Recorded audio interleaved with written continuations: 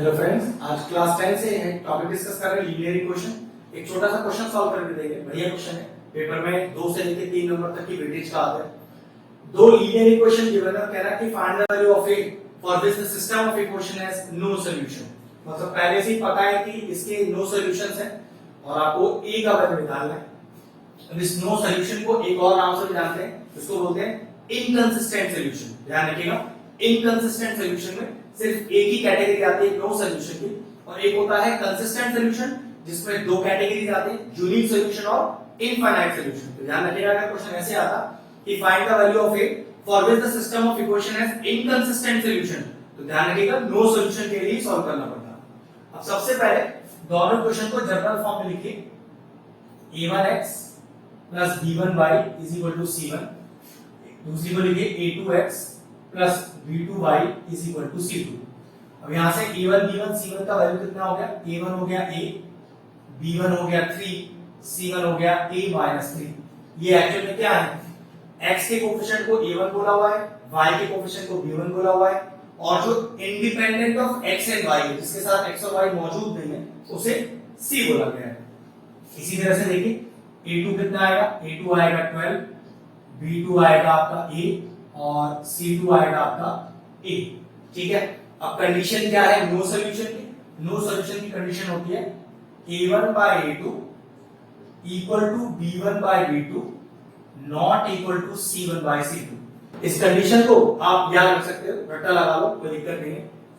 Value रखिए, तो a1 का वैल्यू a है और a2 का वैल्यू 12, b1 का वैल्यू 3 है, b2 का value 8, not equal to c1 का वैल्यू a माइनस 3 और c2 का वैल्यू a।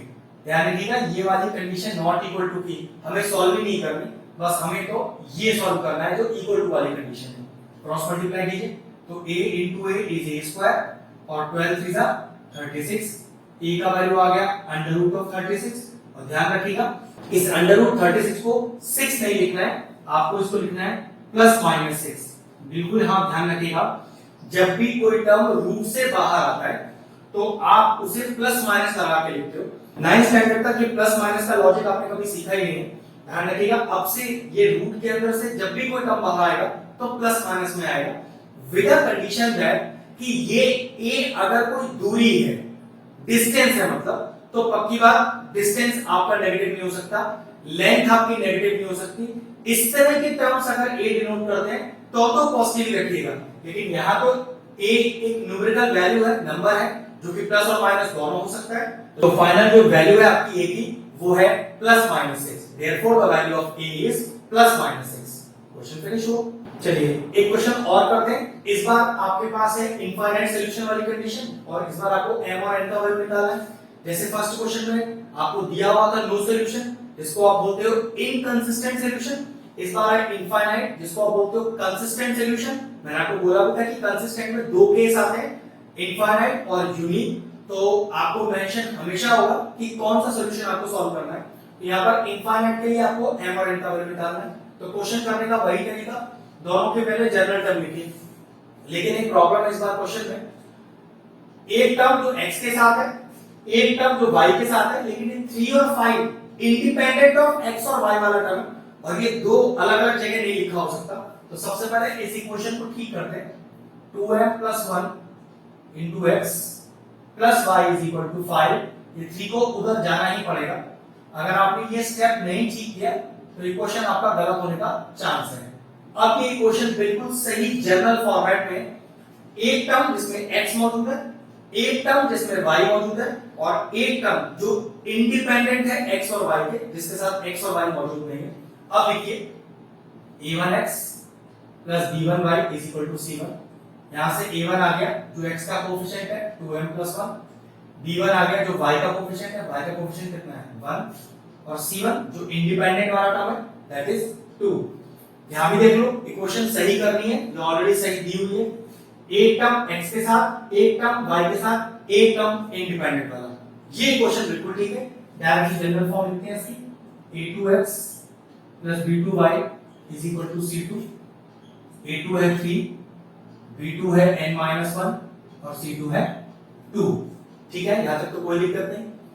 इनफाइनाइट सोल्यूशन की कंडीशन क्या है? जैसे नो सोल्यूशन की अपनी कंडीशन है, इनफाइनाइट की भी कंडीशन है। वो क्या है? a1 by a2 is equal to b1 by b2 is equal to c1 by c2। तो रखिए a1 का value 2m plus 1 upon a2, b1 by b2 1 upon n minus 1, c1 by c2 2 upon 2। ठीक है, अब सबसे पहले एक बार इसको इसके साथ सॉल्व कर लेते हैं, एक बार इसको इसके साथ सॉल्व कर लेते हैं।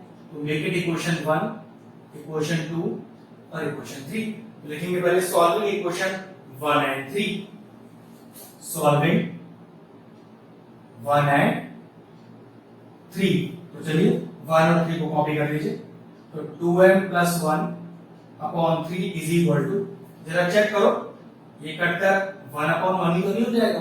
बिल्कुल हो जाएगा। तो इक्वल टू 1 आ गया, अपॉन 1 लिखो मत लिखो आपकी मर्जी, क्रॉस मल्टीप्लाई। तो 2m plus 1 is equal to 3, इस 1 को उधर लेके जाइए। तो 2m is equal to 3 minus 1, 2m is equal to 2। अब ये 2 चला जाएगा नीचे डिवाइड में, और कितना आ गया? m का वैल्यू, m का वैल्यू आपके पास आ गया 1। सिंपल और इजी एकदम। अब जैसे मैंने इक्वेशन 1 और 3 सॉल्व किया है, इसी तरह से 2 और 3 सॉल्व करूंगा। तो सॉल्विंग 2 एंड 3, तो चलिए 2 लिखिए 1 upon n minus 1 और 3 लिखिए 1, फिर क्रॉस मल्टीप्लाई कीजिए। तो 1 is equal to n minus 1, इस minus 1 को उधर ले आइए, is equal to n। तो what is the value of n here? The value of n is 2। तो n आ गया 2, m आ गया 1। ये लीजिए क्वेश्चन फिनिश हो गया।